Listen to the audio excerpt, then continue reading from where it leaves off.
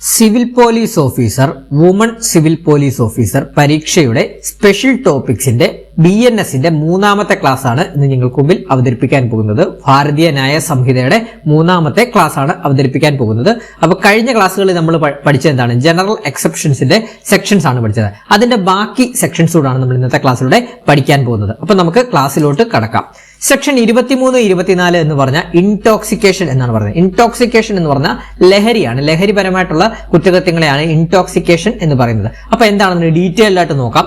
Section 23 BNSന്റെ section 23 എന്ന് പറഞ്ഞു കഴിഞ്ഞാൽ സ്വമേധയല്ലാതെ ലഹരിയിൽ ആയ ഒരു വ്യക്തി ചെയ്യുന്ന കുറ്റം കുറ്റകൃത്യമായി പരിഗണിക്കില്ല. അതായത് ഇൻവോളണ്ടറി ഇൻടോക്സിക്കേഷൻ എന്ന് പറയും. എന്താണ് BNS ആക്ട് സെക്ഷൻ 23? എന്താണ്? സ്വമേധയല്ലാതെ ലഹരിയിലായ ഒരു വ്യക്തി ചെയ്യുന്ന കുറ്റം കുറ്റകൃത്യമായി പരിഗണിക്കില്ല. എക്സാമ്പിൾ പറയുമ്പോൾ കുറച്ചുകൂടെ മനസ്സിലാവും. എന്താണ്? ഒരാൾ തന്റെ അറിവോ സമ്മതമോ ഇല്ലാതെ ലഹരി പദാർത്ഥങ്ങൾ ഉള്ളിൽ ചെന്നത് മൂലം, ഉദാഹരണത്തിന് ആരോ ചതിച്ച് പാനീയത്തിൽ ലഹരി കലർത്തി നൽകി വിവേചന ബുദ്ധി നഷ്ടപ്പെടുകയും ആ അവസ്ഥയിൽ ഒരു കുറ്റം ചെയ്യുകയും ചെയ്താൽ അത് ശിക്ഷാർഹമല്ല എന്നാണ് പറയുന്നത്. അതായത് ഇത്രയേ ഉള്ളൂ. BNS ആക്ട് സെക്ഷൻ 23 എന്ന് പറഞ്ഞാൽ ഇത്രയേ ഉള്ളൂ. നമ്മൾ സ്വമേധയല്ലാതെ ചെയ്യുന്നത്, അതായത് ഇപ്പം ഒരാൾ ഒരു മദ്യം തന്നു, അല്ലെങ്കിൽ ഒരു പാനീയത്തില്, അല്ലെങ്കിൽ നമ്മുടെ ഇപ്പോൾ ഒരു കൊക്കക്കോളയിലൊക്കെ ഇച്ചിരി മദ്യം ഒഴിച്ചു വന്നിട്ട് നമ്മുടെ ബോധം നഷ്ടപ്പെട്ടു. പിന്നെ ബോധം നഷ്ടപ്പെട്ടു കഴിഞ്ഞാൽ എന്താണ്? നമ്മുടെ വിവേചന ബുദ്ധി അവിടെ നഷ്ടപ്പെടുകയാണ് ചെയ്യുന്നത്. അപ്പൊ ആ ഒരു അവസ്ഥയിൽ നമ്മൾ ചെയ്യുന്നതൊന്നും കുറ്റകൃത്യമല്ല എന്നാണ് സെക്ഷൻ 23 പറയുന്നത്. പഠിച്ചു നോക്കണം, ഇമ്പോർട്ടന്റ് ആണ്. BNS ആക്ട് സെക്ഷൻ 23 എന്താണ്? സ്വമേധയല്ലാതെ ലഹരിയിൽ ആയ ഒരു വ്യക്തി ചെയ്യുന്ന കുറ്റം കുറ്റകൃത്യമായി പരിഗണിക്കില്ല എന്നാണ് സെക്ഷൻ 23 പറയുന്നത്. അതിന് നമുക്ക് സെക്ഷൻ 24 നോക്കാം. സെക്ഷൻ 24 എന്ന് പറഞ്ഞു കഴിഞ്ഞാൽ സ്വന്തം ഇഷ്ടപ്രകാരം ലഹരി ഉപയോഗിച്ച അവസ്ഥയാണ്. വോളണ്ടറി ഇൻടോക്സിക്കേഷൻ എന്ന് പറയും കേട്ടോ. അപ്പൊ പഠിച്ചു നോക്കണം. സെക്ഷൻ 24 സ്വന്തം ഇഷ്ടപ്രകാരം ലഹരി ഉപയോഗിച്ച അവസ്ഥ. അതായത് എക്സാമ്പിൾ നോക്കാം. ഒരാൾ സ്വന്തം ഇഷ്ടപ്രകാരം മദ്യമോ മറ്റ് ലഹരി വസ്തുക്കളോ ഉപയോഗിച്ച ശേഷം ഒരു കുറ്റം ചെയ്താൽ അയാൾക്ക് ലഹരി ഇല്ലാത്ത അവസ്ഥയിൽ എന്ത് അറിവുണ്ടാകുമോ അതേ അറിവ് ആ സമയത്തും ഉണ്ടായിരുന്നു എന്ന് നിയമം കണക്കാക്കും എന്നാണ് പറയുന്നത് കേട്ടോ. അപ്പൊ പഠിച്ചു നോക്കണം. എന്താണ് ഇവിടെ? രണ്ട് കേസാണ്. സെക്ഷൻ 23 പറഞ്ഞാൽ മറ്റൊരാള്, ഒരു വ്യക്തി അതായത് മറ്റൊരാള് ചതിച്ച് പാനീയത്തിൽ ലഹരി കലർത്തി കൊടുക്കുന്നതാണ് സെക്ഷൻ 23 എന്ന് പറയുന്നത്. അതായത് സ്വമേധയല്ലാതെ ലഹരിയിലായ ഒരു വ്യക്തി ചെയ്യുന്ന കുറ്റം കുറ്റകൃത്യമായി പരിഗണിക്കില്ല എന്നാണ് സെക്ഷൻ 23 പറയുന്നത്. സെക്ഷൻ 24 പറയുന്നത് സ്വന്തം ഇഷ്ടപ്രകാരം ലഹരി ഉപയോഗിച്ച അവസ്ഥയെക്കുറിച്ചാണ് പറയുന്നത്. അതായത് ഒരാൾ തന്റെ ഇഷ്ടപ്രകാരം മദ്യമോ മറ്റ് ലഹരി വസ്തുക്കളോ ഉപയോഗിച്ച ശേഷം ഒരു കുറ്റം ചെയ്താൽ അയാൾക്ക് ലഹരി ഇല്ലാത്ത അവസ്ഥയിൽ എന്തറിവുണ്ടാകുമോ അതേ അറിവ് ആ സമയത്തും ഉണ്ടായിരുന്നു എന്ന് നിയമം കണക്കാക്കപ്പെടും. കാരണം എന്താണ്? അയാൾ സ്വന്തം ഇഷ്ടപ്രകാരമാണ് മദ്യപിച്ചത്. സ്വന്തം ഇഷ്ടപ്രകാരം മദ്യപിച്ചിട്ടാണ് ഒരു ക്രൈം ചെയ്തത്. മറ്റേത് അങ്ങനെയല്ല. മറ്റൊരാൾ ഒരു സെക്ഷൻ 23 പറയുന്നത് ഒരു പാനീയത്തിലോ അബദ്ധവശാലോ മദ്യപിച്ച് അയാളുടെ വിവേചന ബുദ്ധി നഷ്ടപ്പെട്ടതിന് ശേഷം ചെയ്യുന്ന കുറ്റകൃത്യമാണ് സെക്ഷൻ 23 പറയുന്നത്. അത് കുറ്റമായിട്ട് കണക്കാക്കാൻ പറ്റത്തില്ല. സെക്ഷൻ 24 പറയുന്നത് സ്വന്തം ഇഷ്ടപ്രകാരം ലഹരി ഉപയോഗിച്ച അവസ്ഥയെക്കുറിച്ചാണ് സെക്ഷൻ 24 പറയുന്നത് കേട്ടോ. അപ്പൊ പഠിച്ചു വെക്കണം, ഇമ്പോർട്ടന്റ് ആണ്. ഞാൻ ഒന്നുകൂടെ പറയാം. BNS ആക്ട് സെക്ഷൻ 23 സ്വമേധയല്ലാതെ ലഹരിയിലായ ഒരു വ്യക്തി ചെയ്യുന്ന കുറ്റം കുറ്റകൃത്യമായി പരിഗണിക്കത്തില്ല. അത് ഈ ഒരു വേർഡ് തന്നെ നോക്കിക്കഴിഞ്ഞാൽ ഇൻവോളണ്ടറി ആയിട്ടാണ്. അപ്പൊ സെക്ഷൻ 23 സ്വമേധയല്ലാതെ ലഹരിയിലായ ഒരു വ്യക്തി ചെയ്യുന്ന കുറ്റം കുറ്റകൃത്യമായി പരിഗണിക്കില്ല. സെക്ഷൻ 24 പറയുന്നത് സ്വന്തം ഇഷ്ടപ്രകാരം ലഹരി ഉപയോഗിച്ച അവസ്ഥയെക്കുറിച്ചാണ് സെക്ഷൻ 24 പറയുന്നത്. അടുത്ത സെക്ഷനിലോട്ട് പോവാം. ഇനി സെക്ഷൻ 20 BNS ആക്ടിലെ സെക്ഷൻ 25 മുതൽ 30 വരെ കൺസെന്റിനെ കുറിച്ചാണ് പറയുന്നത്. കൺസെന്റ്, അതായത് കൺസെന്റ് എന്ന് പറഞ്ഞാൽ എന്താണ്? അതിന്റെ മലയാളം മീനിങ് എന്താണ്? സമ്മതത്തെ കുറിച്ചാണ് പറയുന്നത്. സെക്ഷൻ 25 മുതൽ 30 വരെ സമ്മതം അഥവാ കൺസെന്റിനെ കുറിച്ചാണ് പറയുന്നത്. അപ്പൊ നമുക്ക് നോക്കാം. സെക്ഷൻ 25 BNS ആക്ടിലെ സെക്ഷൻ 25 എന്ന് പറയുന്നത് മരണം സംഭവിക്കുകയോ കഠിനമായ ദേഹോപദ്രവം ഏൽപ്പിക്കുകയോ ചെയ്യണമെന്ന് ഉദ്ദേശിക്കാത്തതും അങ്ങനെ സംഭവിക്കാൻ ഇടയുണ്ടെന്ന് അറിയാത്തതുമായ കൃത്യം സമ്മതത്തോടെ ചെയ്യുന്നത് കുറ്റകരമല്ല എന്ന് പറയുന്നത്. നിങ്ങൾ ഈ ഒരു ഫോട്ടോ കാണുമ്പോൾ തന്നെ സെക്ഷൻ 25 എന്താണെന്ന് മനസ്സിലാവും. BNS ആക്ടിലെ സെക്ഷൻ 25 എന്ന് പറയുന്നത് എന്താണ്? മരണം സംഭവിക്കുകയോ കഠിനമായ ദേഹോപദ്രവം ഏൽപ്പിക്കുകയോ ചെയ്യണമെന്ന ഉദ്ദേശിക്കാത്തതും അങ്ങനെ സംഭവിക്കാൻ ഇടയുണ്ടെന്ന് അറിയാത്തതുമായ കൃത്യം സമ്മതത്തോടെ ചെയ്യുന്നത് കുറ്റകരമല്ല എന്ന് പറയുന്നത്. അതിന് എക്സാമ്പിൾ ആണ് നമ്മുടെ ഈ ഒരു ബോക്സിംഗ് കേട്ടോ. ഈ ബോക്സിംഗിൽ ഇവർക്ക് രണ്ടുപേർക്കും അറിയാം എന്താണ് ബോക്സിംഗിൽ എന്താണ് അടി കൂടുമ്പോൾ എന്താണ് നമുക്ക് പരിക്കുകൾ പറ്റുമെന്ന് ഇവർക്ക് രണ്ടുപേർക്കും അറിയാം, ഈ ഒരു ഫോട്ടോ കാണുന്ന രണ്ടുപേർക്കും അറിയാം. പക്ഷെ എന്നിരുന്നാൽ തന്നെ ഇവരുടെ പൂർണ്ണ സമ്മതത്തോടെ അല്ലേ ഇവർ ബോക്സിംഗ് ചെയ്യുന്നത്. ബോക്സിംഗ് അതുപോലെ തന്നെ കളരിപ്പയറ്റ് അതൊക്കെ അവരുടെ പൂർണ്ണ സമ്മതത്തോടെ ചെയ്യുന്നത്. അങ്ങനെ കളരിപ്പയറ്റ് ചെയ്യുമ്പോഴോ ബോക്സിംഗ് ചെയ്യുമ്പോഴോ എന്തെങ്കിലും അപകടം പറ്റിക്കഴിഞ്ഞാൽ അത് കുറ്റകരമായിട്ട് കണക്കാക്കാൻ സാധിക്കില്ല എന്നാണ് പറയുന്നത്. കാരണം എന്താണ്, അവരുടെ രണ്ടുപേരുടെയും സമ്മതപ്രകാരമാണ് അവർ ബോക്സിങ്ങിനായിക്കോട്ടെ അല്ലെ റെസ്ലിങ്ങിനായിക്കോട്ടെ കളരിപ്പയറ്റ് ആയിക്കോട്ടെ അങ്ങനെ ഉള്ള അതിനൊക്കെ പോയി ചേരുന്നത് തമ്മിൽ ഫൈറ്റ് ചെയ്യുന്നത് എന്താണ്, അവരുടെ രണ്ടുപേരും സമ്മതപ്രകാരം ചെയ്യുന്നതുകൊണ്ട് അതിനെ ഒരു കുറ്റകരമായിട്ട് കണക്കാക്കാൻ സാധിക്കില്ല. സെക്ഷൻ 25 എന്ന് പറയുമ്പോൾ നമ്മൾ ബോക്സിംഗുമായിട്ട് കണക്ട് ചെയ്ത് പഠിച്ചോണേ. അപ്പോൾ പഠിച്ചു വെക്കണം. ഭാരതീയ ന്യായ സംഹിതയിലെ സെക്ഷൻ 25 എന്ന് പറയുന്നത് മരണം സംഭവിക്കുകയോ കഠിനമായ ദേഹോപദ്രവം ഏൽപ്പിക്കുകയോ ചെയ്യണമെന്ന് ഉദ്ദേശിക്കാത്തതും അങ്ങനെ സംഭവിക്കാൻ ഇടയുണ്ടെന്ന് അറിയാത്തതുമായ കൃത്യം സമ്മതത്തോടെ ചെയ്യുന്നത് കുറ്റകരമല്ല. സെക്ഷൻ 25 പറയുമ്പോൾ ബോക്സിംഗ് കളരിപ്പയറ്റ് അതുപോലെ തന്നെ ബോക്സിംഗ് കളരിപ്പയറ്റ് റെസ്ലിംഗ് ഒക്കെ അതിന്റെ ഒരു എക്സാമ്പിൾ ആയിട്ട് വരുന്നതാണ് കേട്ടോ. ഇത് നമുക്ക് അടുത്ത് നോക്കാം. സെക്ഷൻ 26 എന്താണെന്ന് നോക്കാം. BNS ആക്ടിലെ സെക്ഷൻ 26 പറയുന്നത് മരണം സംഭവിക്കണമെന്ന ഉദ്ദേശിക്കാത്തതും ഒരാളുടെ ഗുണത്തിനായി സമ്മതത്തോടെ ഉത്തമ വിശ്വാസപൂർവം ചെയ്യുന്ന കൃത്യം കുറ്റകൃത്യം ആകില്ല. ഒന്നുകൂടെ പറയാം. BNS ആക്ട് സെക്ഷൻ 26 എന്ന് പറഞ്ഞു കഴിഞ്ഞാൽ മരണം സംഭവിക്കണമെന്ന് ഉദ്ദേശിക്കാത്തതും ഒരാളുടെ ഗുണത്തിനായി സമ്മതത്തോടെ ഉത്തമ വിശ്വാസപൂർവ്വം ചെയ്യുന്ന കുറ്റകൃത്യം ആകില്ല. ഇത് നമുക്കൊരു ഹോസ്പിറ്റലിന്റെ കേസിൽ പറയുമ്പോൾ കുറച്ചുകൂടെ എക്സാമ്പിൾ ആയിട്ട് പറയുമ്പോൾ മനസ്സിലാവും. അതായത് ഒരു ഡോക്ടർ അപകടത്തിൽപ്പെട്ട ഒരാളെ രക്ഷിക്കാനായി അടിയന്തര ശസ്ത്രക്രിയ നടത്തുന്നു. രോഗിക്ക് മരണം സംഭവിക്കണമെന്ന് ഡോക്ടർക്ക് യാതൊരു ഉദ്ദേശവുമില്ല. മറിച്ച് രോഗിയുടെ ജീവൻ രക്ഷിക്കാനായി അഥവാ അയാളുടെ ഗുണത്തിനായി പൂർണ്ണമായ വിശ്വാസത്തോടെ അദ്ദേഹം ഇത് ചെയ്യുന്നത്. ശസ്ത്രക്രിയക്കിടെ നിർഭാഗ്യവശാൽ രോഗി മരിക്കുകയാണെങ്കിൽ ഈ സെക്ഷൻ പ്രകാരം ഡോക്ടർ ചെയ്ത ഒരു പ്രവൃത്തി കുറ്റകൃത്യമായി കണക്കാക്കില്ല. ഇത്രയും ഒരു എക്സാമ്പിൾ പറഞ്ഞ് നിങ്ങൾക്ക് പെട്ടെന്ന് തന്നെ കണക്ട് ആക്കൂല. അതായത് സെക്ഷൻ 26 എന്ന് പറഞ്ഞാൽ ഇത്രയേ ഉള്ളൂ. അതായത് ഒരു വണ്ടി ഒരു ആക്സിഡന്റിൽ പറ്റിയ ഒരാള് ആശുപത്രി പ്രവേശിക്കുക, പക്ഷെ അയാൾക്ക് പെട്ടെന്ന് എന്തെങ്കിലും ശസ്ത്രക്രിയ കാര്യങ്ങളൊക്കെ ചെയ്യണമെന്നുണ്ടെങ്കിൽ ഡോക്ടർ അത് പെട്ടെന്ന് ചെയ്യും. പക്ഷെ ആ ശസ്ത്രക്രിയക്കിടയിൽ എന്താണ് ഗുണത്തിന് വേണ്ടിയാണ് ഡോക്ടർ ശസ്ത്രക്രിയ ചെയ്യുന്നത്. ആ ഒരു ഓപ്പറേഷൻ ചെയ്യുന്നത് എന്താണ് അയാളുടെ ഗുണത്തിന് വേണ്ടിയാണ്. പക്ഷെ ആ ഓപ്പറേഷൻ ചെയ്യുന്നതിനിടെ അയാൾ മരിച്ചു കഴിഞ്ഞാൽ മരിക്കുകയാണെങ്കിൽ ഡോക്ടർ ചെയ്യുന്നത് കുറ്റകരമല്ല എന്നാണ് ഇവിടെ പറയുന്നത്. അപ്പൊ ഇമ്പോർട്ടന്റ് ആണ്, പഠിച്ചു വെക്കുക. സെക്ഷൻ 26 എന്ന് പറഞ്ഞാൽ മരണം സംഭവിക്കണമെന്ന് ഉദ്ദേശിക്കാത്തതും ഒരാളുടെ ഗുണത്തിനായി, നോട്ട് ചെയ്തോണേ, ഒരാളുടെ ഗുണത്തിനായി സമ്മതത്തോടെ ഉത്തമ വിശ്വാസപൂർവ്വം ചെയ്യുന്ന കുറ്റകൃത്യം ആകില്ല എന്നാണ് പറയുന്നത് കേട്ടോ. പഠിച്ചു വെക്കണേ. അടുത്തത് സെക്ഷൻ 27 BNS ആക്ടിലെ സെക്ഷൻ 27 എന്ന് പറഞ്ഞാൽ കുട്ടിയുടെയോ ചിത്രഭ്രമമുള്ള ആളുകളുടെയോ ഗുണത്തിനു വേണ്ടി രക്ഷകർത്താവിനാലോ അദ്ദേഹത്തിന്റെ സമ്മതത്തോടോ കൂടി ചെയ്യുന്ന യാതൊന്നും കുറ്റകൃത്യമല്ല എന്ന് പറയുന്നത്. അതായത് ഈ ചെറിയ കുട്ടികൾ അതുപോലെ തന്നെ മാനസികമായിട്ട് നിലതെറ്റിയ കുട്ടികളൊക്കെ കാണത്തില്ലേ, അവരൊക്കെ എന്താണ് ആക്രമിക്കാനൊക്കെ വരുമ്പോൾ നമ്മൾ അത് തടുക്കുന്നതും തിരിച്ച് ഒരു സെൽഫ് ഡിഫൻസ് ഒക്കെ ചെയ്യുന്നതും ഒന്നും കുറ്റകരമല്ല എന്നാണ് ഇവിടെ പറയുന്നത് കേട്ടോ. അപ്പോൾ പഠിച്ചു വെക്കണം.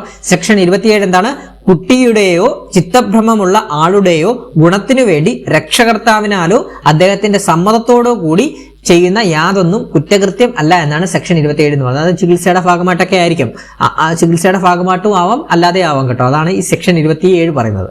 അടുത്ത സെക്ഷനാണ് BNS ആക്ട് സെക്ഷൻ 28 എന്താണ്, ഭയത്താലോ മിഥ്യാബോധത്താലോ നൽകുന്ന സമ്മതം വഴി ഉണ്ടാക്കുന്ന കുറ്റം കുറ്റകൃത്യമല്ല. എന്താണ്, ഭയത്താലോ മിഥ്യാബോധത്താലോ നൽകുന്ന സമ്മതം വഴി ഉണ്ടാകുന്ന കുറ്റം കുറ്റകൃത്യമല്ല. അതെന്താണ് ഭയം എന്നൊക്കെ പറയുമ്പോൾ എന്താണ്, നമ്മൾ ഒരാളെ ഭീഷണിപ്പെടുത്തി ചെയ്യുന്ന കാര്യങ്ങളൊക്കെ അല്ലേ, അതാണ് ഈ ഒരു സെക്ഷൻ 28 പറയുന്നത്. അത് നമുക്ക് നോക്കാം. ഭയത്താൽ നൽകുന്ന സമ്മതം അല്ലെ, ഭീഷണിപ്പെടുത്തി നൽകുന്ന സമ്മതം, ഭയത്താൽ നൽകുന്ന സമ്മതം, അതുപോലെ തന്നെ വസ്തുക്കളുടെ തെറ്റിദ്ധാരണ നൽകുന്ന സമ്മതം, അതുപോലെ തന്നെ 12 വയസ്സിന് താഴെ പ്രായമുള്ള കുട്ടി നൽകുന്ന സമ്മതം, മാനസികാസ്വസ്ഥം മദ്യലഹരി നൽകുന്ന സമ്മതം. അപ്പൊ ഇത്രയുമാണ് സെക്ഷൻ 28ന്റെ കണ്ടീഷൻസ്. ഇത്രയുമാണ് വരുന്നത്. അത് ഇത്രയേ ഉള്ളൂ. സെക്ഷൻ 28 എന്ന് പറഞ്ഞാൽ ഭയത്താലോ അല്ലെങ്കിൽ മിഥ്യാബോധത്താലോ ഒക്കെ എന്താണ് ഒരാളെ പേടിപ്പിച്ച് ചെയ്യുന്ന ഒരു ക്രൈം അത് കുറ്റകൃത്യമല്ല എന്നാണ് പറയുന്നത്. അതിന്റെ കണ്ടീഷൻസ് പരീക്ഷയ്ക്ക് ചോദിക്കാം. സെക്ഷൻ 28 പ്രകാരം അതിന്റെ കണ്ടീഷൻസ് ഏതാ, ശരി ഏതാ തെറ്റേതെന്നൊക്കെ പരീക്ഷയ്ക്ക് ചോദിക്കാം. ഏതാണ് ഭയത്താൽ നൽകുന്ന സമ്മതം, വസ്തുക്കളുടെ തെറ്റിദ്ധാരണ നൽകുന്ന സമ്മതം, 12 വയസ്സിന് താഴെ, നോട്ട് ചെയ്തോണേ, വയസ്സൊക്കെ പരീക്ഷയ്ക്ക് ചോദിക്കാം, 12 വയസ്സിന് താഴെ പ്രായമുള്ള കുട്ടി നൽകുന്ന സമ്മതം, മാനസികാസ്വസ്ഥം, മദ്യലഹരി നൽകുന്ന സമ്മതം എന്നിവയാണ് സെക്ഷൻ 28 പ്രകാരം കുറ്റകൃത്യമല്ല എന്ന് പറയുന്നത്. പഠിച്ചു വെക്കണേ. അടുത്തത് സെക്ഷൻ 30 ആണ്. സെക്ഷൻ 30 എന്ന് പറഞ്ഞാൽ ഒരാളുടെ ഗുണത്തിനായി സമ്മതം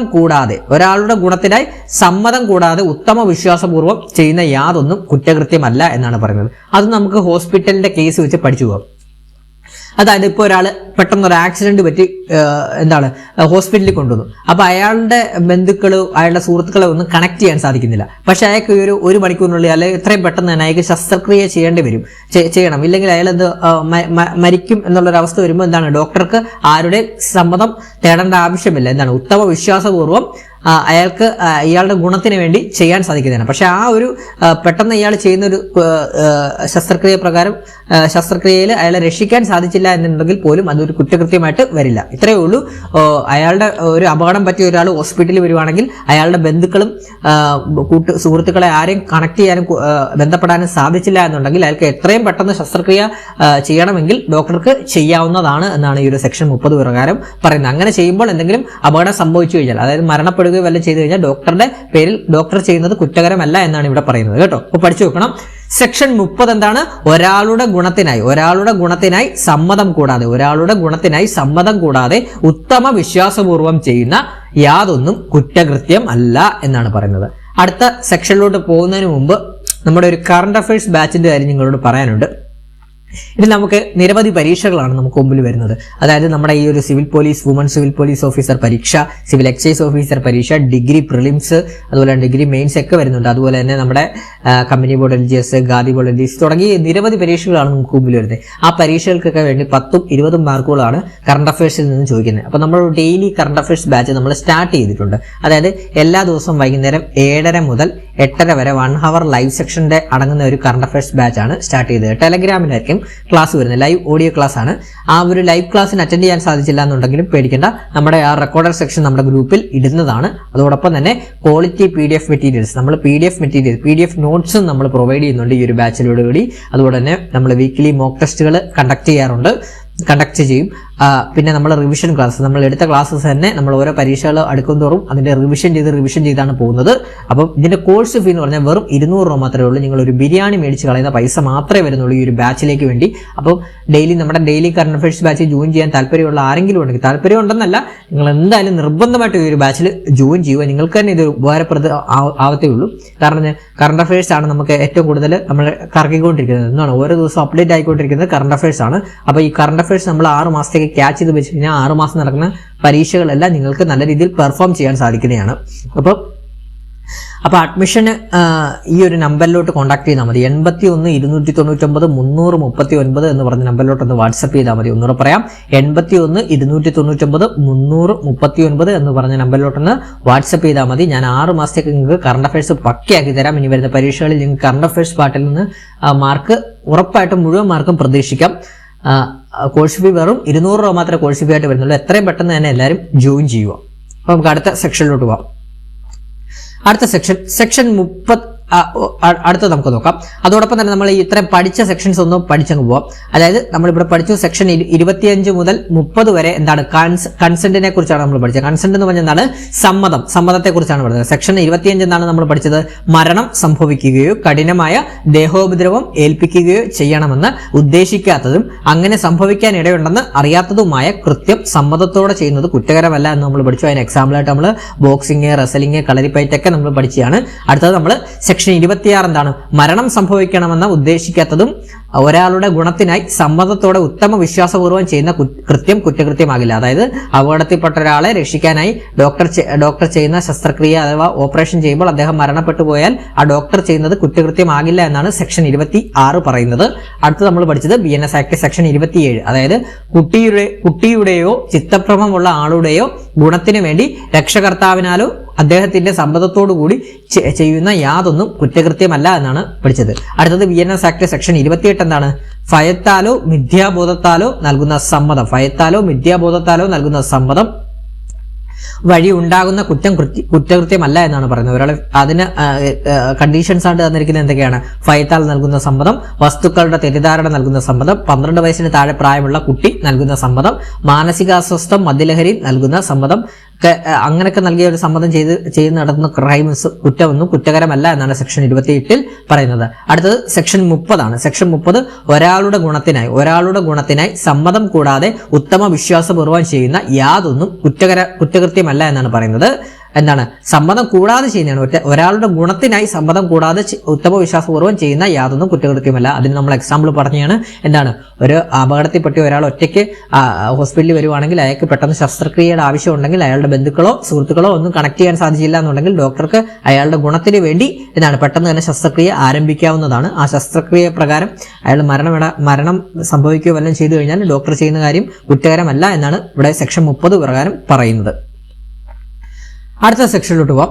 അടുത്ത സെക്ഷൻ നമ്മൾ section 31 section 31 communication made in good faith എന്നാണ് പറയുന്നത്. അതായത് communication made in good faith, അതായത് ഉത്തമ വിശ്വാസപൂർവ്വം നൽകുന്ന ആശയവിനിമയം കുറ്റകൃത്യമല്ല എന്നാണ് പറയുന്നത്. പഠിച്ചു നോക്കണേ. BNS act section 31 communication made in good faith അഥവാ ഉത്തമ വിശ്വാസപൂർവ്വം നൽകുന്ന ആശയവിനിമയം കുറ്റകൃത്യമല്ല. നിങ്ങൾ ഈ ഒരു പിക്ചർ നോക്കുമ്പോൾ നിങ്ങൾക്ക് മനസ്സിലാവും. ഒരു ഡോക്ടർ ഇപ്പോൾ എക്സാമ്പിൾ പറയുകയാണെങ്കിൽ ഇയാൾക്ക് ഒരു മാരകമായിട്ടുള്ള രോഗമുണ്ട്. അത് ഡോക്ടർ ഇയാളോട് പറയുവാണ് നിങ്ങൾക്കൊരു മാരകമായിട്ടുള്ള രോഗം. കാരണം എന്താണ്?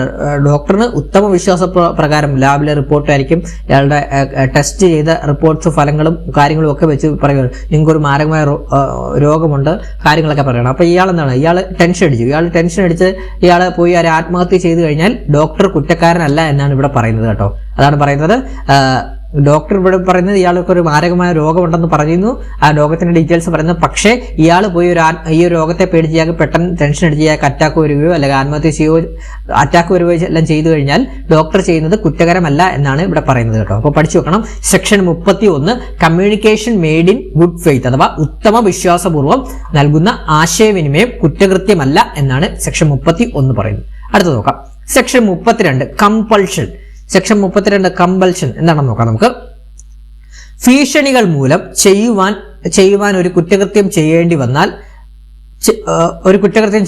അത് കുറ്റകൃത്യമായി പരിഗണിക്കില്ല. അതായത് നമ്മളെ ഭീഷണിപ്പെടുത്തി ചെയ്യുന്ന കാര്യങ്ങളൊന്നും കുറ്റകൃത്യമായിട്ട് പരിഗണിക്കില്ല എന്നാണ് സെക്ഷൻ 32 പറയുന്നത്. അതായത് കൊലപാതകവും സ്റ്റേറ്റിനെതിരായ മരണശിക്ഷ നൽകാവുന്നതുമായ കുറ്റങ്ങൾ ഒഴികെ യാതൊന്നും അത് ചെയ്യാത്ത പക്ഷം ഉടനടിയുള്ള തന്റെ മരണമായിരിക്കും അനന്തരഫലം എന്നുള്ള ആശങ്ക മൂലം ഒരു കുറ്റകൃത്യം ചെയ്താൽ അത് കുറ്റകരം ആകുന്നില്ല എന്നാണ് പറയുന്നത്. വളരെ ഇമ്പോർട്ടന്റ് ആണ്, പഠിച്ചു വെക്കണം. സെക്ഷൻ 32 കമ്പൾഷൻ, അതായത് an act to which a person compelled by threats, അതായത് നമ്മളെ ഭീഷണിപ്പെടുത്തി ഓരോ കാര്യങ്ങൾ ചെയ്യുന്നില്ലേ, ആ ഭീഷണിപ്പെടുത്തി നമ്മളിപ്പോൾ തോക്ക് ചൂണ്ടിയോ അല്ലെങ്കിൽ അവിടെ ഒപ്പിടുക അല്ലെങ്കിൽ നമ്മളെ കൊണ്ട് എന്തെങ്കിലും ക്രൈം ചെയ്യിപ്പിക്കുകയാണെങ്കിൽ നമ്മൾ ചെയ്യുന്നത് അവിടെ ക്രൈം അല്ല എന്നാണ് സെക്ഷൻ 32 പറയുന്നത്. കാരണം എന്താണ്? നമ്മൾ ഭീഷണി മൂലമാണ് ചെയ്യുന്നത്. അതാണ് ഇവിടെ പറയുന്നത്. BNS ആക്ട് സെക്ഷൻ 32 പറയുന്നത് ഭീഷണികൾ മൂലം ചെയ്യുവാൻ ഒരു കുറ്റകൃത്യം ചെയ്യേണ്ടി വന്നാൽ അത് കുറ്റകൃത്യമായി പരിഗണിക്കില്ല. അതിനും കണ്ടീഷൻ ഉണ്ട്. കൊലപാതകവും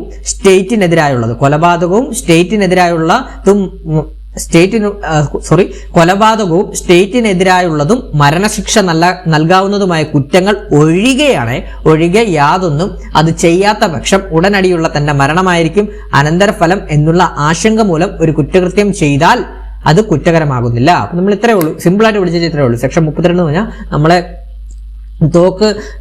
തോക്കിന് മുമ്പിൽ ഭീഷണിപ്പെടുത്തി നിർത്തിയിട്ട് എന്തെങ്കിലും കുറ്റകൃത്യം ചെയ്യിപ്പിക്കുന്നത്, നമ്മൾ കുറ്റകൃത്യം ചെയ്താൽ നമ്മൾ ചെയ്യുന്ന കുറ്റം അത് കുറ്റകൃത്യമല്ല എന്നാണ് സെക്ഷൻ 32 പറയുന്നത്. അടുത്ത സെക്ഷൻ നോക്കാം. BNS ആക്ട് സെക്ഷൻ 33 ട്രൈഫിൾസ് എന്ന് പറയും. അതായത് തുച്ഛമായ ഹാനി ഉളവാക്കുന്ന യാതൊന്നും കുറ്റകരമല്ല എന്നാണ് പറയുന്നത്. അതായത് നമ്മളിങ്ങനെ ഇപ്പൊ ഈ ഒരു ഫോട്ടോ ആണ് നോക്കിയോ, അയാൾ ചെറുതായിട്ടൊന്ന് ചള്ള തട്ടിക്കഴിഞ്ഞ് നമുക്ക് അതുകൊണ്ട് കേസ് കൊടുക്കാൻ പറ്റുമോ? ഇല്ല. അത് തന്നെയാണ് ഇവിടെ പറയുന്നത്. സെക്ഷൻ 33 എന്താണ്? തുച്ഛമായ ഹാനി ഉളവാക്കുന്ന യാതൊന്നും കുറ്റകരമല്ല എന്നാണ് സെക്ഷൻ 33. ചെറിയൊരു അടി ചെറിയൊരു മുഖത്ത് ഇങ്ങനെ ചെറുതായിട്ട് തട്ടിക്കഴിഞ്ഞാലൊന്നും നമുക്ക് കേസ് കൊടുക്കാനോ അത് കുറ്റകരമല്ല എന്നാണ് പറയുന്നത്. അതാണ് ഇവിടെ പറഞ്ഞത്. ആക്ട് കോസിങ് സ്ലൈറ്റ് ഹാം ആണ്. ഹാർഡായിട്ട് അടിച്ചു കഴിഞ്ഞാൽ നമുക്ക് കേസ് കൊടുക്കാം, സ്ലൈറ്റ് ആയിട്ട് ഇങ്ങനെ വെറുതെ തൊട്ട് കഴിഞ്ഞാൽ അതൊന്നും കേസ് കൊടുക്കാൻ പറ്റത്തില്ല. അപ്പൊ അതാണ് പറയുന്നത് സെക്ഷൻ 33 തുച്ഛമായ ഹാനി ഉളവാക്കുന്ന യാതൊന്നും കുറ്റകരം അല്ല എന്നാണ് പറയുന്നത്. അടുത്ത നമുക്ക് നോക്കാം. അടുത്ത സെക്ഷൻ എന്ന് പറയുമ്പോൾ BNS ആക്ടിലെ സെക്ഷൻ 34 മുതൽ 44 എന്ന് പറയുന്നത് പ്രൈവറ്റ് ഡിഫൻസ് ആണ്. അതായത് സ്വകാര്യ പ്രതിരോധം എന്ന് പറയുന്നത് നമുക്ക് സ്വയരക്ഷയ്ക്ക് വേണ്ടി ചെയ്യുന്നതൊക്കെയല്ലേ, അതൊക്കെയാണ് ഇവിടെ പറയുന്നത്. പ്രൈവറ്റ് ഡിഫൻസ് അഥവാ സ്വകാര്യ പ്രതിരോധം, അത് സെക്ഷൻ 34 മുതൽ 44 വരെയാണ് എന്താണ് പ്രൈവറ്റ് ഡിഫൻസ് അഥവാ സ്വകാര്യ പ്രതിരോധം വരുന്നത്. നമുക്ക് നോക്കാം. സെക്ഷൻ 34 എന്താണ്? സ്വയരക്ഷയ്ക്കായി ചെയ്യുന്ന യാതൊന്നും കുറ്റകരമല്ല എന്നാണ് സെക്ഷൻ 34 പറയുന്നത് കേട്ടോ. അപ്പൊ BNS ആക്ടിലെ സെക്ഷൻ 34 എന്നാണ് പറയുന്നത് സ്വയരക്ഷയ്ക്കായി ചെയ്യുന്ന യാതൊന്നും കുറ്റകരമല്ല. നമുക്ക് അതിനെ സിമ്പിൾ ആയിട്ട് പറയാലോ. ഇപ്പം എന്താണ്, എന്നെ ഇപ്പോൾ 2-3 പേര് അടിക്കാൻ വരുവാണ്, അവരെന്നെ അടിക്കാൻ വരുവാന്ന് എനിക്കറിയാം, പക്ഷെ ഞാൻ എന്റെ സ്വയരക്ഷയ്ക്ക് വേണ്ടി അവരുടെ അടിയെ പ്രതിരോധിക്കുകയാണെങ്കിൽ ഞാൻ ചെയ്യുന്നത് കുറ്റകരമല്ല എന്നാണ് പറയുന്നത്. അപ്പൊ ഇതാണ് ഇത്രയേ ഉള്ളൂ. BNS ആക്ട് സെക്ഷൻ 34 സ്വയരക്ഷയ്ക്കായി ചെയ്യുന്ന യാതൊന്നും കുറ്റകരമല്ല. അടുത്തത് സെക്ഷൻ 34 എന്താണ്? ശരീരത്തിനും സ്വത്തിനും എതിരായി നടക്കുന്ന ഏതൊരു പരിക്കിൽ നിന്നും സ്വയം സംരക്ഷണത്തിന് അവകാശമുണ്ടെന്ന് വ്യക്തമാക്കുന്ന വകുപ്പാണ് കേട്ടോ. അപ്പൊ എന്താണ് സെക്ഷൻ 35 കുറച്ചുകൂടി ഡീറ്റെയിൽഡ് ആണ്. എന്താണ്?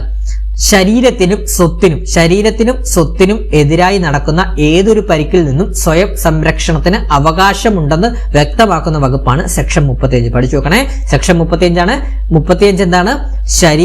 ശരീരത്തിനും സ്വത്തിനും എതിരായി നടക്കുന്ന ഏതൊരു പരിക്കിൽ നിന്നും സ്വയം സംരക്ഷണത്തിന് അവകാശമുണ്ടെന്ന് വ്യക്തമാക്കുന്ന വകുപ്പ് ഏതാണ്? BNS act section 35. ഇനി BNS ആക്ടിലെ സെക്ഷൻ 36 എന്താണ്? ചിത്തഭ്രമം ഉള്ളവന്റെ കൃത്യത്തിൽ നിന്നും സ്വയരക്ഷാവകാശം കേട്ടോ. ചിത്തഭ്രമമുള്ള, അതായത് നമുക്കറിയാം മാനസിക നില തെറ്റിയവരാണല്ലോ ചിത്തഭ്രമമുള്ളവർ. അവരൊക്കെ നമ്മളെ അടിക്കാൻ വരുവാണെങ്കിൽ നമുക്ക് വേണേൽ ഡിഫെൻസ് ചെയ്ത് അവരെ തിരിച്ചടിക്കാൻ പറ്റും. കാരണം എന്താണ്? അവർ നമ്മളെ ചിലപ്പോൾ ഒരു കത്തി കൊണ്ട് നമ്മളെ കുത്താൻ വരുക, അവന് മാനസിക നില തെറ്റിയവനാണ്, കുത്താൻ വരുക. അങ്ങനെ കുത്താൻ വരുവാണെങ്കിൽ നമുക്ക് സ്വയരക്ഷയ്ക്ക് വേണ്ടി അവനെ തിരിച്ചടിക്കാം എന്നാണ്. നമ്മൾ തിരിച്ചടിച്ചു കഴിഞ്ഞാൽ അത് കുറ്റകരമല്ല എന്നാണ് ഇവിടെ പറയുന്നത് കേട്ടോ. അപ്പൊ പഠിച്ചു വെക്കണം. സെക്ഷൻ 36 എന്താണ്? ചിത്തഭ്രമം ഉള്ളവന്റെ കൃത്യത്തിൽ നിന്നും സ്വയരക്ഷ അവകാശമാണ്. അടുത്തത് സെക്ഷൻ 37 സ്വയരക്ഷാ അവകാശം ലഭ്യമല്ലാത്ത സന്ദർഭങ്ങളാണ്. അപ്പം സെക്ഷൻ 37 പരീക്ഷയ്ക്ക് ചോദിക്കാം. BNS ആക്ടിലെ സെക്ഷൻ 37 പ്രകാരം സ്വയരക്ഷാ അവകാശം ലഭ്യമല്ലാത്ത സന്ദർഭങ്ങൾ ഏതൊക്കെയാണെന്നാണ് നോക്കാം നമുക്ക്. സതുദ്ദേശത്തോടു കൂടി ഒരു പബ്ലിക് സർവന്റ് ചെയ്യുന്ന പ്രവൃത്തിക്കെതിരെ സ്വയരക്ഷാ അവകാശം ഉണ്ടായിരിക്കുന്നതല്ല. അതേതാണ്? സതുദ്ദേശത്തോടെ. നമുക്കറിയാം, അതിനൊരു എക്സാമ്പിൾ പറയാം. സെക്ഷൻ 37 പറ്റിയൊരു എക്സാമ്പിൾ ആണ്. നമ്മൾ ഈ പോലീസൊക്കെ ഈ ലാത്തി ചാർജ് നടത്തുമ്പോൾ അടിക്കത്തില്ലേ, അപ്പൊ നമുക്ക് തിരിച്ചടിക്കാൻ പറ്റത്തില്ലോ എന്ന് പറഞ്ഞതിലൂടെ ചില പോലീസുകാർ അവരുടെ നിയമപ്രകാരമായിരിക്കും നമ്മളെ അറസ്റ്റ് ചെയ്യാനോ ആരെങ്കിലും അറസ്റ്റ് ചെയ്യാൻ വരുന്ന പോലീസുകാരനെ നമുക്ക് അടിക്കാൻ പറ്റുമോ? ഒരിക്കലും ഇല്ലല്ലോ, അടിക്കാൻ പറ്റത്തില്ല. കാരണം എന്താണ്? അവർക്ക് പ്രൈവറ്റ് കാര്യത്തിന് വേണ്ടിയില്ല, അവർ നിയമം സംരക്ഷിക്കാനും നിയമപരമായിട്ടുള്ള കാര്യങ്ങൾക്ക് വേണ്ടിയാണ് ജോലി ചെയ്യാനാണ് വരുന്നത്. അപ്പോൾ അവര് നമ്മളെ ചിലപ്പം ഓടുകയൊക്കെ കാര്യം ചെയ്യുകയാണെങ്കിൽ അവർ ഓടി വന്ന് പിടിക്കുകയൊക്കെ ചെയ്യും. നിങ്ങൾ സിനിമകളിൽ കണ്ടിട്ടില്ലയോ? പ്രതികളെ പിടിക്കുകയൊക്കെ ചെയ്യും. അപ്പൊ പ്രതികളെ ഓടിച്ചിട്ട് പിടിക്കും, അല്ലെങ്കിൽ 2 അടി കൊടുക്കും, പിടിച്ചോണ്ട് പോകും. ആ പിടിച്ചോണ്ട് പോകുമ്പോൾ എന്താണ്? പ്രതിക്ക് തിരിച്ചടിക്കാൻ പറ്റും. തിരിച്ചടിച്ചു കഴിഞ്ഞാൽ എന്താണ്? സെൽഫ് ഡിഫൻസ് ആയിട്ട് ഒരിക്കലും, അതായത് നമ്മുടെ സ്വയരക്ഷാ അവകാശമായിട്ട് കണക്കാക്കില്ല എന്നാണ് പറയുന്നത്. അപ്പോൾ പഠിച്ചു വെക്കണം. സെക്ഷൻ 37 സ്വയരക്ഷാ അവകാശം ലഭ്യമല്ലാത്ത സന്ദർഭങ്ങൾ ഏതൊക്കെയാണ്? സതുദ്ദേശത്തോടു കൂടി ഒരു പബ്ലിക് സർവന്റ് എന്ന് പറയുമ്പോൾ നമുക്കറിയാം പോലീസുകാരൻ. നമുക്കറിയാം ഈ ഒരു നമ്മളെ BNS ആക്ടിൽ തന്നെ പറയുന്നുണ്ട് പബ്ലിക് സർവന്റ് എന്ന് പറഞ്ഞാൽ എന്താണ്? നിയമം നടപ്പാക്കുന്നവൻ, പോലീസ് എന്നൊക്കെ പറയുന്നില്ല. അതിന് ഏറ്റവും വലിയൊരു എക്സാമ്പിൾ ആണ് പോലീസുകാരൻ കേട്ടോ. അപ്പോൾ ഒരു പബ്ലിക് സർവന്റ് ചെയ്യുന്ന സതുദ്ദേശത്തോടു കൂടി കേട്ടോ, നിയമത്തോടു കൂടിയാണ്, സതുദ്ദേശത്തോടു കൂടി അയാളുടെ ഡ്യൂട്ടികൾ, അയാൾ സ്വകാര്യ കാര്യത്തിന് ചെയ്യുന്ന കാര്യത്തിനാണെങ്കിൽ പറ്റത്തില്ല. പക്ഷെ എന്താണ്? നിയമത്തോട് ഉദ്ദേശം, അതായത് സതുദ്ദേശത്തോടു കൂടി ഒരു പബ്ലിക് സർവന്റ് അഥവാ പോലീസ് ഉദ്യോഗസ്ഥൻ ചെയ്യുന്ന പ്രവൃത്തിക്കെതിരെ സ്വയരക്ഷാ അവകാശം ഉണ്ടായിരിക്കുന്നതല്ല എന്നാണ് പറയുന്നത്. അടുത്തത് സെക്ഷൻ 38 ശരീരത്തിനെതിരായ സ്വകാര്യ പ്രതിരോധത്തിനുള്ള അവകാശം മരണത്തിലേക്ക് നയിച്ചേക്കാവുന്ന സന്ദർഭങ്ങൾ ഏതൊക്കെയെന്നാണ് ചോദിക്കുന്നത്. പരീക്ഷയ്ക്ക് നമ്മൾക്ക് ഉറപ്പായിട്ടും ചോദിക്കുന്ന ഒരു ചോദ്യമാണ്. BNS ആക്ടിലെ സെക്ഷൻ 38 എന്താണ്? ശരീരത്തിനെതിരായ സ്വകാര്യ പ്രതിരോധത്തിനുള്ള അവകാശം മരണത്തിലേക്ക് നയിച്ചേക്കാവുന്ന സന്ദർഭങ്ങൾ ഏതൊക്കെയാണ്? ആക്രമിക്കപ്പെട്ട വ്യക്തിയുടെ മരണത്തിലേക്ക് നയിച്ചേക്കാം എന്ന ഭയം സൃഷ്ടിച്ചുകൊണ്ട് ഉള്ള ആക്രമണം. അതോടൊപ്പം തന്നെ കഠിനമായ ദേഹോപദ്രവം ഉണ്ടാകുമോ എന്ന് ഭയം സൃഷ്ടിച്ചുകൊണ്ടുള്ള ആക്രമണം. നമുക്കറിയാം, കഠിനമായി നമ്മളെ ഒരു കത്തിയോ അല്ലെങ്കിൽ എന്തെങ്കിലും കൊണ്ട് നമ്മൾ അടിക്കാൻ നിൽക്കുവാണ്, നമ്മൾ എന്താണ് വിചാരിക്കുന്നത്? കഠിനമായ ദേഹോപദ്രവം ഉണ്ടാകുമോ എന്ന് ഭയം സൃഷ്ടിച്ചുകൊണ്ടുള്ള നമുക്ക് അങ്ങോട്ട് ആക്രമണം നടന്നതിനെയാണ് പറയുന്നത്. അതുപോലെ തന്നെ ബലാത്സംഗം ചെയ്യാൻ ഉദ്ദേശിച്ചുകൊണ്ടുള്ള ആക്രമണം, ആൾമോഷണം, ആളപഹരണം, ആസിഡ് ആക്രമണം കേട്ടോ. അപ്പൊ ഞാൻ ഒന്നുകൂടെ പറയാം. BNS ആക്ടിലെ സെക്ഷൻ 38 ശരീരത്തിനെതിരായ സ്വകാര്യ പ്രതിരോധത്തിനുള്ള അവകാശം മരണത്തിലേക്ക് നയിച്ചേക്കാവുന്ന സന്ദർഭങ്ങൾ ഏതൊക്കെയാണ്? ആക്രമിക്കപ്പെട്ട വ്യക്തിയുടെ മരണത്തിലേക്ക് നയിച്ചേക്കാമെന്ന ഭയം സൃഷ്ടിച്ചുകൊണ്ടുള്ള ആക്രമണം. അടുത്തത് കഠിനമായ ദേഹോപദ്രവം ഉണ്ടാകുമോ എന്ന ഭയം സൃഷ്ടിച്ചുകൊണ്ടുള്ള ആക്രമണം, ബലാത്സംഗം ചെയ്യാൻ ഉദ്ദേശിച്ചുകൊണ്ടുള്ള ആക്രമണം, ആൾമോഷണം, ആളപഹരണം, ആസിഡ് ആക്രമണം എന്നിവയ്ക്കാണ് സന്ദർഭങ്ങളായിട്ട് വരുന്നത്. ഇനി നമ്മൾ സെക്ഷൻ 40 ആണ്. സെക്ഷൻ 40 എന്ന് പറഞ്ഞാൽ ശരീരം സംബന്ധിച്ച സ്വയരക്ഷാ അവകാശത്തിന്റെ തുടക്കവും തുടർച്ചയുമാണ്. അപ്പൊ എന്താണ് ഈ ഒരു തുടക്കവും തുടർച്ച? അതായത് ശരീരം സംബന്ധിച്ച സ്വയരക്ഷാ അവകാശത്തിന്റെ തുടക്കവും തുടർച്ചയും എന്ന് പറയുമ്പോൾ എന്താണ്? സ്റ്റാർട്ട് ആൻഡ് എൻഡ് അല്ലേ? അപ്പൊ സ്റ്റാർട്ട് ആൻഡ് ബോർഡ്സ് അല്ലേ? അപ്പൊ അതൊന്നാണ് ഒരു ടൈം പീരീഡ് അല്ലേ? അപ്പൊ നമ്മൾ പഠിച്ചു നോക്കണം. ഒരു സിമ്പിൾ ആയിട്ട് പറഞ്ഞു കഴിഞ്ഞാൽ ശരീരം സംബന്ധിച്ച സ്വയരക്ഷാ അവകാശം കുറ്റം ചെയ്യാനുള്ള ശ്രമത്തിൽ നിന്നും ചെയ്യുമെന്ന് ഭീഷണിയിൽ നിന്നോ തുടങ്ങുന്നതും ശരീരത്തിൽ അപായം ഉണ്ടാകുമെന്ന് ആശങ്ക തുടരുന്നിടത്തോളം കാലം എന്താണ് സ്വയരക്ഷ തുടരാവുന്നതാണ് എന്നാണ് പറയുന്നത് കേട്ടോ. അപ്പൊ ഇത്രയേ ഉള്ളൂ. ജസ്റ്റ് ഇത്രയൊന്നും പഠിച്ചു വെച്ചാൽ എന്താണ് സെക്ഷൻ 40 പറയുന്നത്? ഇപ്പൊ നമ്മളെ ഒരാൾ ഭീഷണിപ്പെടുത്തും, എന്നിട്ട് നിന്നെ അടിച്ചു കൊല്ലും എന്നുള്ള ഭീഷണിപ്പെടുത്തു കഴിഞ്ഞാൽ ആ ഭീഷണിപ്പെടുത്തുന്ന കാലം മുതൽ നമ്മൾ ഭീഷണിപ്പെടുത്തുന്ന അന്ന് മുതൽ നമ്മൾ എന്താണ് ഒരു സ്വയരക്ഷയ്ക്ക് വേണ്ടിയുള്ള നമ്മൾ കരുതൽ തേടിയിരിക്കത്തില്ലേ? അതാണ് ഇവിടെ പറയുന്നത്. ആ ഒരു എന്താണ് ആശങ്ക തുടരുന്ന കാലത്തോളം നമുക്ക് എന്താണ് അപായം ഉണ്ടാവും, നമുക്കൊരു ആശങ്ക തോന്നുമല്ലോ എന്ന് ഒരാളൊരു ഭീഷണി നടത്തി കഴിഞ്ഞാൽ അതാണ് ഇവിടെ പറയുന്നത്. അപ്പൊ പഠിച്ചു നോക്കണം. BNS ആക്ട് സെക്ഷൻ 40 പറയുന്നത് ശരീരം സംബന്ധിച്ച സ്വയരക്ഷാ അവകാശത്തിന്റെ തുടക്കവും തുടർച്ചയും, അതായത് ശരീരം സംബന്ധിച്ച സ്വയരക്ഷാ അവകാശം കുറ്റം ചെയ്യുവാനുള്ള ശ്രമത്തിൽ നിന്നും ചെയ്യുമെന്ന് ഭീഷണിയിൽ നിന്നോ തുടങ്ങുന്നതും ശരീരത്തിന് അപായം ഉണ്ടാകുമെന്ന് ആശങ്ക തുടരുന്നിടത്തോളം കാലം തുടരാവുന്നതുമാണ് കേട്ടോ. അതാണ് പറയുന്നത്. അടുത്ത നമ്മൾ പഠിക്കാൻ പോകുന്നത് സെക്ഷൻ 41. സെക്ഷൻ 41 എന്ന് പറഞ്ഞാൽ വസ്തു സംബന്ധിച്ച സ്വയരക്ഷാ അവകാശം മരണം സംഭവിക്കുന്നതിലേക്ക് നീളുന്ന സാഹചര്യത്തെക്കുറിച്ച് പറയുന്ന വകുപ്പാണ്. അപ്പൊ എന്താണ് സെക്ഷൻ 41? വസ്തു സംബന്ധിച്ച സ്വയരക്ഷാ അവകാശം മരണം സംഭവിക്കുന്നതിലേക്ക് നീളുന്ന സാഹചര്യത്തെ കുറിച്ച് പറയുന്ന വകുപ്പാണ്. അപ്പൊ ഏതൊക്കെയാന്ന് നോക്കാം നമുക്ക്. ഫസ്റ്റ് തന്നെ കവർച്ച. ഈ ഒരു ഫോട്ടോ കാണുമ്പോൾ അറിയാലോ, കവർച്ച എന്ന് പറയുന്നത് മോഷണം. പിന്നെ അതുപോലെ തന്നെ സൂര്യാസ്തമനത്തിന് ശേഷവും സൂര്യോദയത്തിന് മുമ്പുള്ള ഭവനഭേദനം, മനുഷ്യവാസ സ്ഥലമോ ആയോ വസ്തു സൂക്ഷിപ്പ് സ്ഥലം ആയോ ഉപയോഗിക്കപ്പെടുന്ന ഏതെങ്കിലും കെട്ടിടത്തിലോ കൂടാരത്തിലോ ജലായാനത്തിലോ തീ മൂലമോ സ്ഫോടക വസ്തു മൂലമോ ഉണ്ടാക്കുന്ന ദ്രോഹത്തെ കുറിച്ചുമാണ് പറയുന്നത്. അപ്പൊ ഇത്രയുള്ള ഈ ഒരു ഫോട്ടോ കാണുമ്പോൾ മനസ്സിലാവത്തില്ല. ഇപ്പൊ നമ്മുടെ വീട്ടില് ഒരു കള്ളം കയറി നമ്മളെ ഉപദ്രവിക്കാൻ വരുവാണെങ്കിൽ നമ്മൾ എന്താണ് കൊണ്ടുകൊണ്ടിരിക്കുമോ? നമ്മൾ തിരിച്ചടിക്കത്തില്ലേ? അപ്പൊ ആ ഒരു സ്വയരക്ഷയെ കുറിച്ചാണ് പറയുന്നത്. അതോടൊപ്പം തന്നെ എന്താണ് നമ്മളെ വീടുകളിലൊക്കെ കയറി ഭവനഭേദനമില്ലേ? സൂര്യാസ്തമയത്തിന് ശേഷവും സൂര്യോദയം, അത് രാത്രി സമയങ്ങളിലൊക്കെ ഭവനഭേദനം നടത്തത്തില്ലയോ? ആ ഭവനഭേദനം നടത്തപ്പെടും നമ്മൾ എന്താ സ്വയരക്ഷ ചെയ്യപ്പെടും. അതാണ് ഇവിടെ പറയുന്നത്. അപ്പൊ ഞാൻ ഒന്നുകൂടെ പറയാം. ഈ ഒരു ഫോട്ടോ കാണുമ്പോൾ മനസ്സിലാവും. When right of private defence of property extends to causing death എന്നാണ് പറയുന്നത്. അപ്പൊ ഒന്നുകൂടെ പറയാം. BNS ആക്ടിലെ സെക്ഷൻ 41 എന്ന് പറയുന്നത് വസ്തു സംബന്ധിച്ച സ്വയരക്ഷാവകാശം മരണം സംഭവിക്കുന്നതിലേക്ക് നീളുന്ന സാഹചര്യത്തെ കുറിച്ച് പറയുന്ന വകുപ്പാണ് സെക്ഷൻ 41. ഏതൊക്കെയാണ് ആ സാഹചര്യങ്ങൾ? കവർച്ച, സൂര്യാസ്തമനത്തിന് ശേഷവും സൂര്യോദയത്തിന് മുമ്പുമുള്ള ഭവനഭേദനം, മനുഷ്യവാസ സ്ഥലമായോ വസ്തു സൂക്ഷിപ്പ് സ്ഥലമായോ ഉപയോഗിക്കപ്പെടുന്ന ഏതെങ്കിലും കെട്ടിടത്തിലോ കൂടാരത്തിലോ ജലായാനത്തിലോ തീ മൂലമോ സ്ഫോടക വസ്തു മൂലമോ ഉണ്ടാക്കുന്ന ദ്രോഹം എന്നിവയാണ്. ഇനി അടുത്തത് സെക്ഷൻ 44. സെക്ഷൻ 44 എന്ന് പറയുന്നത് മാരകമായ ആക്രമണത്തിനെതിരെ സ്വയരക്ഷ എന്ന അവകാശം ഉപയോഗിക്കുമ്പോൾ അവിടെ നിരപരാധിയായ വ്യക്തിക്ക് പരിക്കേൽക്കാനുള്ള സാധ്യത ഉണ്ടെങ്കിലും സ്വയരക്ഷാ അവകാശം ലഭിക്കുന്നതാണ് എന്നാണ് പറയുന്നത്. അതായത് ഇപ്പം ഒരു കൂട്ടത്തോടൊരു 10 പേര് അടിക്കാൻ വരും, നമ്മളെ എന്താണ് മർദ്ദിക്കാനും നമ്മളെ അല്ലെങ്കിൽ അപായപ്പെടുത്താനും 10 പേര് നമ്മുടെ അടുത്തോട്ട് വരിക. അപ്പൊ നമുക്ക് എന്താണ് നമ്മുടെ കയ്യിൽ വേണേൽ തോക്ക് കാണും, നമുക്ക് വേണേൽ സ്വയരക്ഷാ അവകാശം എന്താണ് അവരെ വെടിവെക്കാം എന്നാണ് പറയുന്നത് കേട്ടോ. സ്വയരക്ഷാ അവകാശം അവിടെ ലഭിക്കുന്നത്, അല്ലെ അവരെ ആക്രമിക്കാം എന്നാണ് പറയുന്നത്. കൂട്ടത്തോടെ വരുമ്പോൾ നമ്മൾ ഒന്നും ചെയ്യാതെ നമ്മൾ വെറുതെ ഇരിക്കും, ഇല്ല നമ്മൾ എന്തെങ്കിലും ചെയ്യത്തില്ലേ? ഈ ഒരു ഫോട്ടോ കാണുന്ന പോലെ തോക്കുണ്ടെങ്കിൽ തോക്കെടുത്ത് വെടിവെക്കും എന്നാണ് കാണിക്കുന്നത്. അപ്പോൾ പഠിച്ചു വെക്കണം. സെക്ഷൻ 44 മാരകമായ ആക്രമണത്തിനെതിരെ സ്വയരക്ഷ എന്ന അവകാശം ഉപയോഗിക്കുമ്പോൾ അവിടെ നിരപരാധിയായ വ്യക്തിക്ക് പരിക്കേൽക്കാനുള്ള സാധ്യത ഉണ്ടെങ്കിലും സ്വയരക്ഷാവകാശം ലഭിക്കുന്നതാണ് എന്നാണ് പറയുന്നത് കേട്ടോ. അതാണ് സെക്ഷൻ 44 പറയുന്നത് കേട്ടോ. അപ്പം ഇന്നത്തെ ക്ലാസ് ഇത്രയുമാണ് നമ്മുടെ ഇന്നത്തെ ക്ലാസ് വരുന്നത്. അപ്പം ജനറൽ എക്സെപ്ഷൻസിലെ എല്ലാ സെക്ഷൻസും നമ്മൾ പ്രധാനപ്പെട്ട എല്ലാ സെക്ഷൻസും നമ്മൾ ഇന്ന് ഈ ഒരു 3 ക്ലാസ് കൊണ്ട് നമ്മൾ പഠിച്ചു തീർത്തു. അപ്പം നമ്മുടെ ഈ ഒരു ക്ലാസ് ഇഷ്ടപ്പെട്ടിട്ടുണ്ടെങ്കിൽ ലൈക്ക് ചെയ്യാനും സബ്സ്ക്രൈബ് ചെയ്യാനും ഹൈപ്പ് ചെയ്യാനും മറക്കരുത്. അതോടൊപ്പം തന്നെ നിങ്ങളൊന്ന് സപ്പോർട്ട് ചെയ്ത് കഴിഞ്ഞാൽ സിവിൽ പോലീസ് ഓഫീസറിന്റെ മുഴുവൻ സ്പെഷ്യൽ ടോപ്പിക്കും നമ്മൾ യൂട്യൂബിൽ നിങ്ങൾക്ക് ഫ്രീ ആയിട്ട് തന്നെ ഇതുപോലെ ക്ലാസ്സുകൾ ഇടുന്നതാണ്. അപ്പോൾ നിങ്ങളുടെ സപ്പോർട്ട് ഉണ്ടെങ്കിൽ മാത്രമേ നമുക്ക് ക്ലാസ്സുകൾ ഇടാൻ സാധിക്കത്തുള്ളൂ. അപ്പോൾ മാക്സിമം എല്ലാവരും ഒന്ന് സപ്പോർട്ട് ചെയ്യുക. ലൈക്ക് ചെയ്ത് എങ്ങനെയാണ് സപ്പോർട്ട് ചെയ്യേണ്ടത്? ലൈക്ക് ചെയ്ത് സപ്പോർട്ട് ചെയ്യാം, അതുപോലെ തന്നെ സബ്സ്ക്രൈബ് ചെയ്ത് സപ്പോർട്ട് ചെയ്യാം, അതുപോലെ തന്നെ ഹൈപ്പ് ഒന്ന് മാക്സിമം എല്ലാവരും ഒന്ന് ഹൈപ്പ് ചെയ്ത് കഴിഞ്ഞാൽ ബാക്കിയുള്ള കൂട്ടുകാർക്ക് റെക്കമെൻഡേഷൻ പോകും. അതുപോലെ തന്നെ ഒന്ന് ഷെയർ ചെയ്യുക. ഈ ഒരു CPO WCPO പരീക്ഷയ്ക്കൊക്കെ പ്രിപ്പയർ ചെയ്യുന്ന കൂട്ടുകാരുണ്ടെങ്കിൽ അവർക്കൊന്ന് ഷെയർ ചെയ്ത് കൊടുക്കുക. അതോടൊപ്പം തന്നെ എന്താണ് നമ്മുടെ ടെലഗ്രാം ചാനലിലൂടെ ഒന്ന് ജോയിൻ ചെയ്യാൻ ശ്രമിക്കുക. അതുപോലെ നമ്മുടെ ഈ ഒരു കറണ്ട് അഫയേഴ്സ് ബാച്ചിൽ ജോയിൻ ചെയ്യാൻ താല്പര്യമുള്ള കൂട്ടുകാരുണ്ടെങ്കിൽ ഈ ഒരു വാട്സപ്പ് നമ്പറിലോട്ടൊന്ന് വാട്സപ്പ് ചെയ്താൽ മതി കേട്ടോ. അപ്പോൾ ഇത്രയുമാണ് പറയാനുള്ളത്. പുതിയൊരു ക്ലാസ്സുമായിട്ട് ഉടനെ തന്നെ എത്തുന്നതാണ്. അപ്പം അടുത്ത ക്ലാസ്സിൽ നമുക്ക് BNSന്റെ കുറച്ചുകൂടെ അടുത്ത അധ്യായം നമുക്ക് പഠിച്ചു പോകേണ്ടതായിട്ടുണ്ട്. അപ്പം മാക്സിമം നിങ്ങളുടെ സപ്പോർട്ട് ഉണ്ടെങ്കിൽ മാത്രമേ നമുക്ക് ക്ലാസ്സുകൾ നിങ്ങൾക്ക് മുമ്പിൽ അവതരിപ്പിക്കാൻ സാധിക്കത്തുള്ളൂ. അപ്പോൾ നമ്മൾ ആദ്യം ഇട്ട 2 വീഡിയോക്കും വളരെ സപ്പോർട്ട് കുറവാണ്. അപ്പം ഇതിന് മുമ്പ് ഇട്ട ക്ലാസ് കൂടെ കാണാൻ ശ്രമിക്കണം എല്ലാ കൂട്ടുകാരും. അപ്പം മാക്സിമം ഒന്ന് സപ്പോർട്ട് ചെയ്താൽ നിങ്ങൾക്ക് മുഴുവൻ ക്ലാസ്സസ് നമ്മൾ ഫ്രീ ആയിട്ട് തന്നെ ഈ ഒരു യൂട്യൂബ് ചാനലിൽ ഇടുന്നതാണ്. അപ്പം പുതിയൊരു ക്ലാസ്സുമായിട്ട് ഉടനെ തന്നെ വരുന്നതാണ്. അപ്പോൾ എല്ലാവരും ഒന്ന് സപ്പോർട്ട് ചെയ്യണേ. Thank you all.